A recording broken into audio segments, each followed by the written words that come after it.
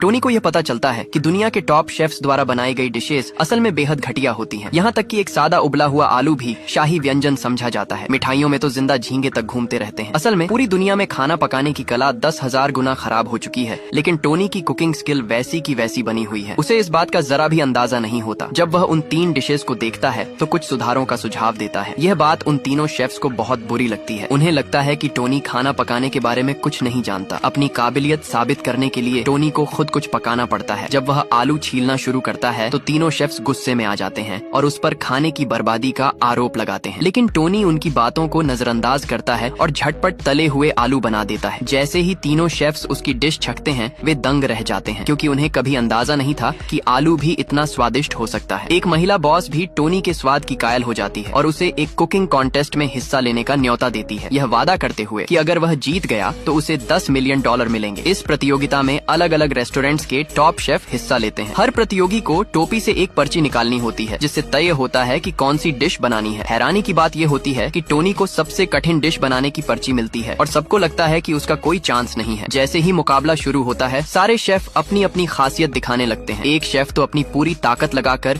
एक विशाल हरे प्याज को घुमाता है। एक महिला शेफ अपनी जबरदस्त जीवन कौशल लाइफ स्किल्स का प्रदर्शन करती है। थोड़ी ही देर में बाकी सभी शेफ्स अपनी डिश पूरी कर लेते हैं, लेकिन टोनी अभी भी चुपचाप काम में लगा होता है। पहले शेफ ने हरे प्याज का सूप बनाया होता है, दूसरे शेफ ने खूबसूरती से सजाया गया टमाटरों का व्यंजन तैयार किया होता है, तीसरे शेफ ने सफेद धुएं से उठते मिर्चों की डिश बनाई होती है। जज लोग तीनों डिश की भरपूर तारीफ करते हैं और किसी एक को विजेता घोषित करना मुश्किल समझते हैं। तभी आखिरी सेकंड में टोनी अपनी डिश तैयार कर लेता है, लेकिन कोई भी विश्वास नहीं करता कि वह अच्छा खाना बना सकता है। फिर एक जज उसके व्यंजन को हथौड़े से तोड़ने की तैयारी करता है। अगले ही पल उस सिरेमिक बर्तन से एक तेज सुनहरी रोशनी निकलती है, जिसे देखकर हर कोई हैरान रह जाता है। वह डिश थी सुनहरी चमकती हुई फ्राइड राइस, जो उस स्तर की थी जिसे दुनिया का कोई भी शेफ नहीं बना सकता। जैसे ही जज उस सुनहरी फ्राइड राइस का स्वाद चखता है वह इतना ज्यादा उत्साहित हो जाता है कि वह